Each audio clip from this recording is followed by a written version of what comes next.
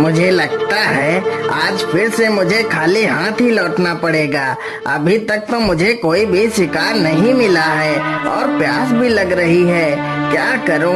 आसपास तो कोई नदी व तालाब भी नहीं दिख रहे हैं। शिकारी को चलते चलते काफी समय हो जाता है।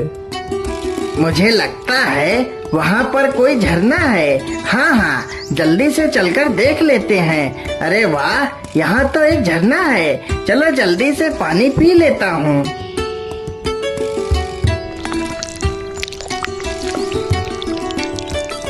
अरे राम राम राम, अब मेरी जान में जान आई।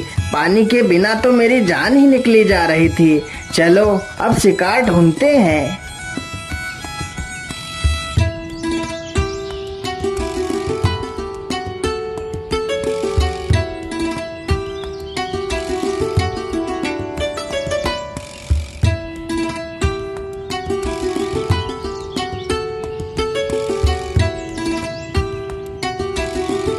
ओहो, यह इस पेड़ पर क्या बैठा है? अरे वाह, यह तो एक सुनहरा बाज है। यह बाज तो बड़ा कीमती लग रहा है। शिकारी तुरंत ही अपना धनुष बाण संभालता है और बाज पर निशाना लगा देता है। कमान से तीर निकलते ही बाज को जा लगा, लेकिन बाज जमीन पर ना गिरकर आकाश में उड़ता हुआ चला जाता है। अरे चल चल चल चल चल, आज यह सारा खेत जोतना है। जल्दी चल। अरे राम राम राम, ये क्या है? इस बाज को तो किसी ने तीर मार दिया है, लेकिन यह बाज तो कितना सुंदर है, मानो इसके पंख सोने के हों। पानी पानी पानी। अरे ये बाज तो प्यासा है। रुको रुको, मैं तुम्हें अभी पानी पिलाता हूँ। वह किसान तुरंत जाता है और पानी का मटका उठा कर लाता है। फिर बाज को पानी पिलाने लगता है। मेरी मदद करो, मेरे शरीर से इस तीर को निकाल दो। मुझे बहुत दर्द हो रहा है। अच्छा अच्छा, रुको, मैं तुम्हारे शरीर से इस तीर को निकाल देता हूँ। सजीवन तुरंत ही बाज के शरीर से तीर को निकालने लगता है।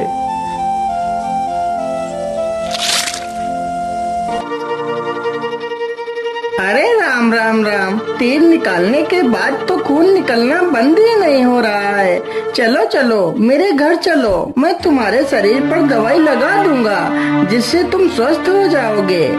किसान तुरंत बाज को लेकर अपने घर जाता है और उसके शरीर पर दवाई का लेप करता है।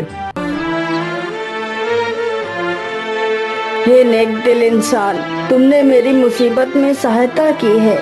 मैं तुम्हारा ये एहसान कभी नहीं चुका सकता।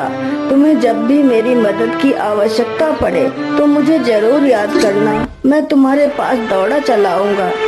इतना कहकर वह बाज वहाँ से चला जाता है। वह किसान लोगों की मजदूरी करके अपना पेट पालता था। धीरे धीरे इसी प्रकार गुजरता गया। अब वह किसान काफी बूढ़ा हो चुका था। अरे सजीवन दादा, आपको खेत जोतते जोतते पूरे 4 दिन हो गए हैं। अभी तक आपने मेरा खेत जोत ही नहीं पाया है। इतने दिनों में तो पूरे 4 खेतों की जुताई और हो जाती। क्या करूं मालिक, अब मुझसे जल्दी जल्दी काम नहीं हो पाता है। यदि काम नहीं हो पाता है तो जाकर अपने घर बैठिए। काम करने की कोई आवश्यकता नहीं है। बेटा, यदि मैं घर बैठ जाऊंगा तो खाऊंगा क्या? मुझे कुछ नहीं पता, तुमसे कोई काम नहीं करवाना। ये पकड़ो अपनी मजदूरी और जाओ यहाँ से। बेचारा सजीवन चुपचाप पैसे उठाकर अपने घर की ओर चला जाता है।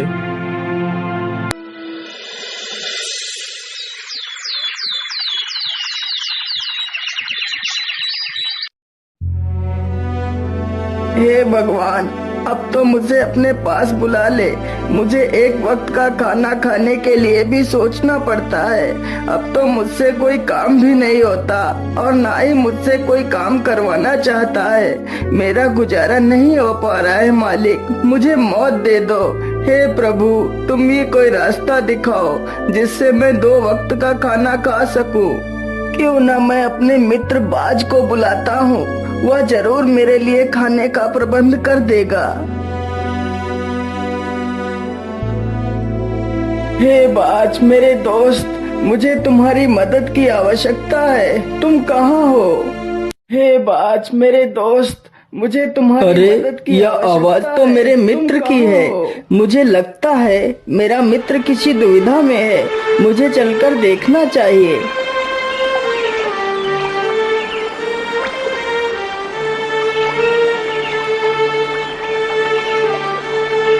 बोलिए मित्र, आपने मुझे याद किया। बोलिए क्या बात है?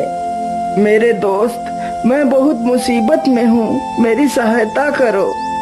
बोलो मित्र, तुम्हें क्या सहायता चाहिए? मेरे दोस्त, अब मैं बहुत बूढ़ा हो चुका हूँ, जिसकी वजह से अब मैं कोई काम भी नहीं कर पाता हूँ। आज मैंने 3 दिनों से कुछ भी नहीं खाया है। मेरे दोस्त, यदि तुम मेरे लिए रोज भोजन की व्यवस्था कर सको तो तुम्हारा बहुत एहसान होगा मुझ पर। तुम चिंता मत करो, मैं रोज तुम्हारे लिए समंदर से मछलियाँ ले आया करूँगा। उन मछलियों को खाकर तुम अपनी भूख शांत कर सकते हो। हाँ हाँ, तुम ठीक कह रहे हो बाज। बाज तुरंत ही मछलियाँ पकड़ने के लिए चल पड़ता है। वह चलते चलते समंदर के किनारे पहुँच जाता है।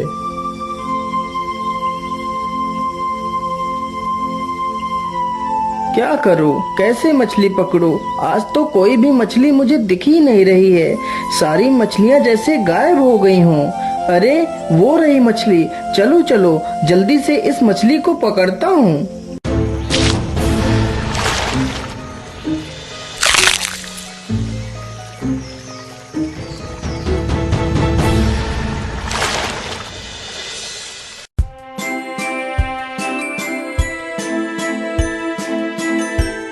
अरे वाह मेरे प्यारे बाज, तुमने तो मुझे मरने से बचा लिया, नहीं तो मैं भूखों मर जाता।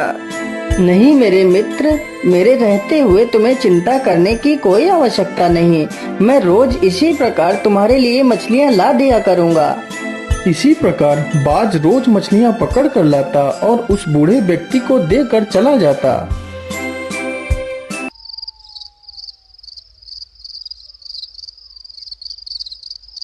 अरे वाह वाह, अब तो घर में पड़े पड़े ही मुझे मनमाना भोजन मिल रहा है। अब तो मुझे किसी की मजदूरी करने की आवश्यकता भी नहीं पड़ती। खाने को तो मैं मछलियाँ खा लेता हूँ, लेकिन मेरे पास पैसा तो एक भी नहीं है। काश मेरे पास भी ढेर सारा धन होता तो मैं भी गाड़ी बंगला खरीदता, लेकिन गाड़ी बंगला मेरी किस्मत में कहाँ। अगले ही दिन बाज मछलियाँ पकड़ कर लाता है तो उसके सोने के पंख बहुत चमक रहे थे।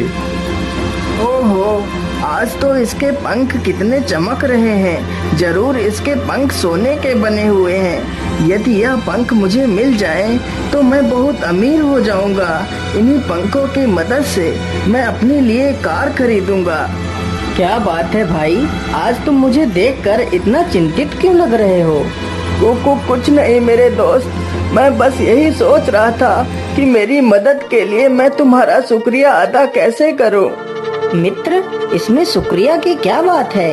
तुमने मेरी जान बचाई थी, बदले में मैं तुम्हारी मदद कर रहा हूँ। इसमें क्या बड़ी बात है? इतना कहकर बाज वहाँ से चला जाता है। मुझे कुछ भी करके इस बाज के सोने के पंख छीनने होंगे। मैं ऐसा करता हूँ, जब कल वह बाज मुझे मछलियाँ देने के लिए आएगा तो मैं उसे मारकर उसके सारे पंख छीन लूंगा।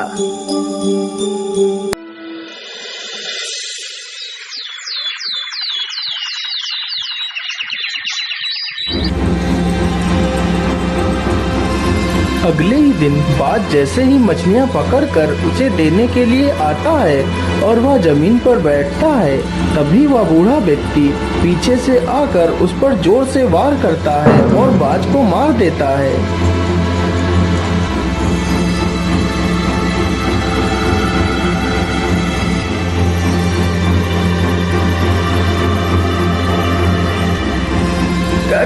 कौन हो तुम? मैं एक ऋषि हूँ। मैं बहुत लालची था, जिसकी वजह से मुझे मेरे गुरुदेव ने यह श्राप दिया था कि मैं एक सुनहरा बाज बन जाऊंगा, और जब कोई व्यक्ति मुझे देखकर लालच में आकर मेरी हत्या कर देगा तो मैं इस श्राप से मुक्त हो जाऊंगा, और यह श्राप हत्या करने वाले पर लागू हो जाएगा और वह भी एक सुनहरा बाज बन जाएगा। और आज तुमने भी वही गलती की है जो गलती मैंने की थी।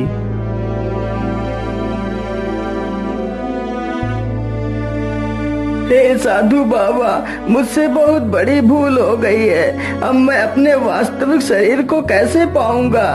हे सुनहरे बाज, अब तुम भी किसी लालची व्यक्ति की तलाश करो। वह व्यक्ति ही तुम्हें इस श्राप से मुक्त करा सकता है।